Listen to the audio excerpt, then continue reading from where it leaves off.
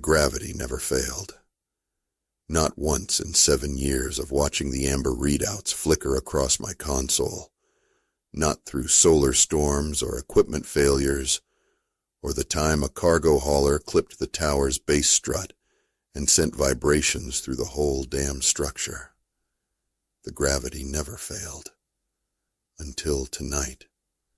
I was nursing my 3rd cup of synthetic coffee, watching the red dust of Kepler's Folly swirl past the observation deck windows, when every indicator on my board went dark. For exactly 17 seconds. I counted them, because counting keeps a man sane when he's alone on a dead moon with nothing but automated systems for company. The gravity field that kept this tower anchored to the surface just stopped. My coffee cup drifted up from the console. My boots left the deck plating. The feeling in my stomach wasn't fear, not yet. It was wonder, pure and simple, like watching a miracle happen in reverse. Then the power kicked back in. The field generators hummed to life, and I crashed back down hard enough to rattle my teeth. That's when I saw it on the external cameras. Something had landed on the tower's outer platform during those 17 seconds. Something that hadn't been there before. Hadn't come from any ship I could detect on the scanners.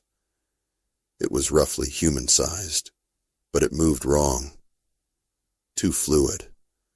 Like it was made of shadow and mercury instead of flesh and bone. I've been Marcus Kane for 34 years, and I've spent the last 7 of them maintaining the Kepler's Folly gravity tower, keeping the field stable so the mining operation on the dark side could function. It's honest work, if lonely work, the kind that pays well precisely because most folks can't handle the isolation. But I've always been comfortable with solitude. It gives a man time to think, to remember, to forget the things that need forgetting. The thing on the platform turned toward the camera, and I swear it looked right at me through the lens. No face I could make out, just a suggestion of features in the shifting darkness of its form. Then it moved toward the tower's main airlock, and I realized with a chill that ran deeper than the recycled air that I wasn't alone anymore. I keyed the comm system, tried to raise the mining station. Static answered me, thick and crackling. The emergency beacon yielded the same result. Whatever had happened during those 17 seconds, it had done more than just bring me a visitor. It had cut me off from the rest of human civilization, such as it was out here on the rim. The airlock cycled. I hadn't authorized it. The control panel showed green lights across the board, normal cycling procedure, but my hands were nowhere near the controls. The thing had somehow interfaced with the tower systems, and that should have been impossible.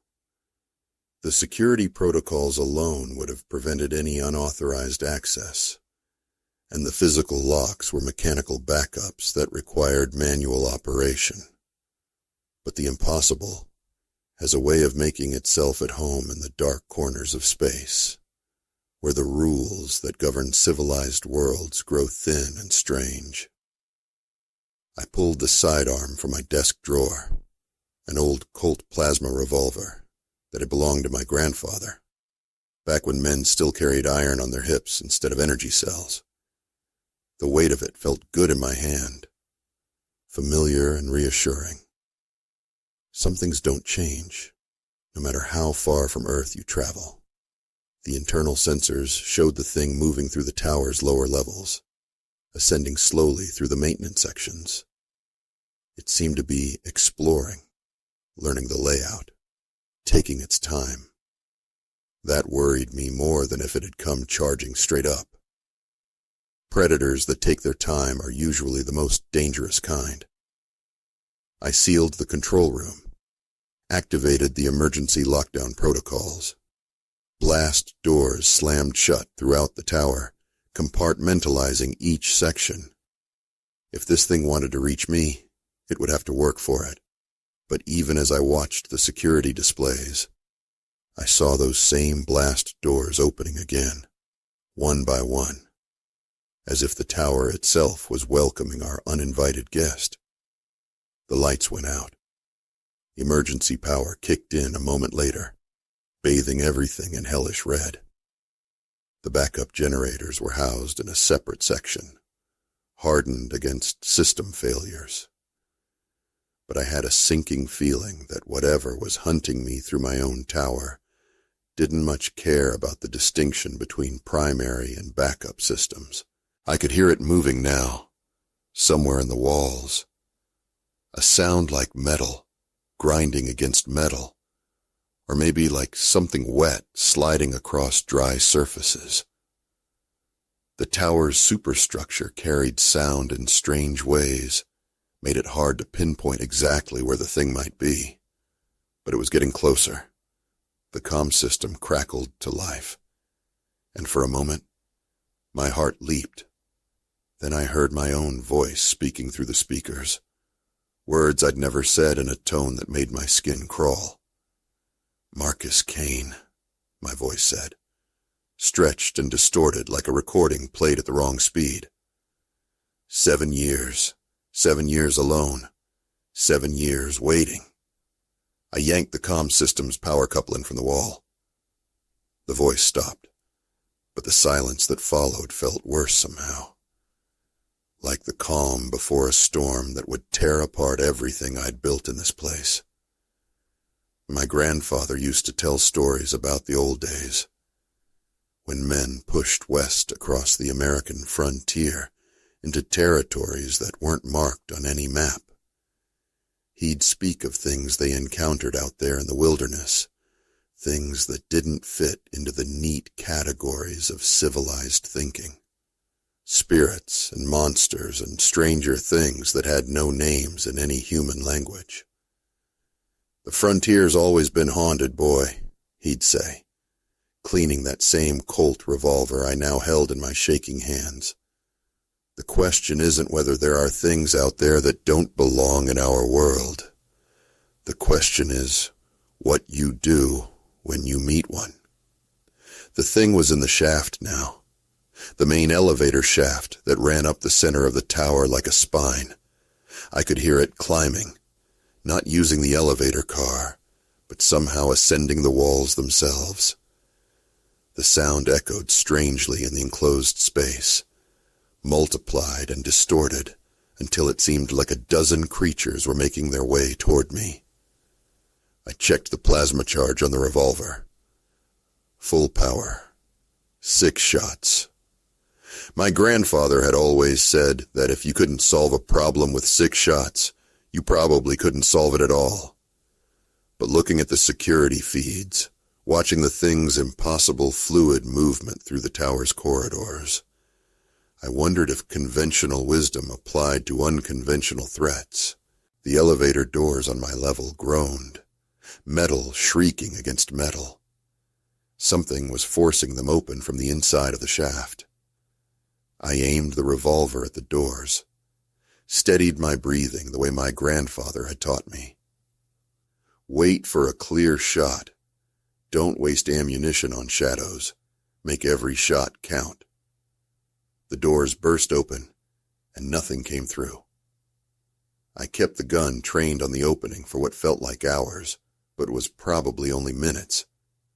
The red emergency lighting cast everything in shades of blood and rust. Sweat ran down my back, despite the tower's climate control. My finger ached from the tension of keeping it poised on the trigger. Then I felt breath on the back of my neck. I spun around, and the thing was there, somehow having entered the control room without using the door or the elevator shaft. Up close, it was even more disturbing than it had appeared on the cameras. It had the rough shape of a human being, but the proportions were all wrong. Too tall, too thin, with limbs that bent at angles that shouldn't have been possible. Its face was a shifting mass of shadow and suggestion, features appearing and disappearing like smoke in a wind. But the eyes were constant, dark and deep and hungry in a way that spoke of vast emptiness and endless need. I fired. The plasma bolt passed right through the thing without effect, scorching the wall behind it. The creature didn't even seem to notice. It reached out with one impossible arm, and I felt cold fingers that weren't quite there brush against my cheek. 7 years, it said in my voice, but clearer now, more focused. 7 years alone. 7 years of isolation, of separation from the warmth of human contact. I understand that loneliness, Marcus Kane. I have been alone much longer. I fired again, and again the shot passed harmlessly through its form. But this time, I noticed something.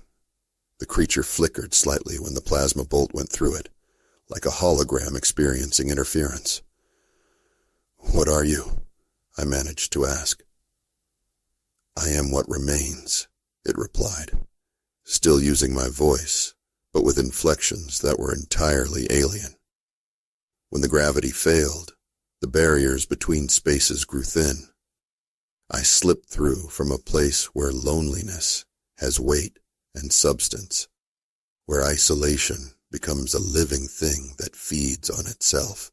It moved closer, and I could feel the cold radiating from its form like heat in reverse. I have wandered the spaces between stars for eons, seeking others who understand the ache of solitude. And I found you, Marcus Kane. 7 years alone on this dead moon. 7 years of speaking to no one but machines and ghosts. I understood then, with a clarity that cut through my fear like a blade. This thing wasn't just hunting me. It was trying to connect with me, to share its impossible loneliness with someone who might understand. But that understanding would mean becoming like it, losing whatever remained of my humanity in exchange for an eternity of cold companionship. "I'm not alone," I said, though even as the words left my mouth, I wondered if they were true. "I chose this isolation. It's not the same thing." The creature tilted its head, and for a moment its features solidified into something almost recognizable, almost human. "Did you choose it, Marcus Kane, or did it choose you?" The question hit closer to home than I wanted to admit. I'd taken this job after things had gone wrong back on the inner worlds, after I'd lost people I cared about, made mistakes that couldn't be undone. The isolation of Kepler's Folly had seemed like penance, a way to atone for failures that had no other remedy. But penance and loneliness weren't the same thing, were they? "I had reasons," I said. "As did I," the creature replied. "Once I was like you, flesh and blood and the warmth of a beating heart, but I chose isolation over connection, solitude over the risk of loss. And slowly, over years that became decades, that became centuries, I became what you see before you. A creature of pure loneliness, sustained by the very thing that destroyed my humanity. It reached out again, and this time I didn't pull away. The cold touch of its fingers was like ice water in my veins, but underneath the chill, I felt something else. Recognition, understanding, the deep aching knowledge of what it meant to be truly alone. "Join me," it whispered. "End the pretense. Embrace what you've already become." For a moment, I was tempted. The creature was right about one thing. I had chosen this isolation, had wrapped it around myself like armor against a universe that had proven capable of terrible cruelty.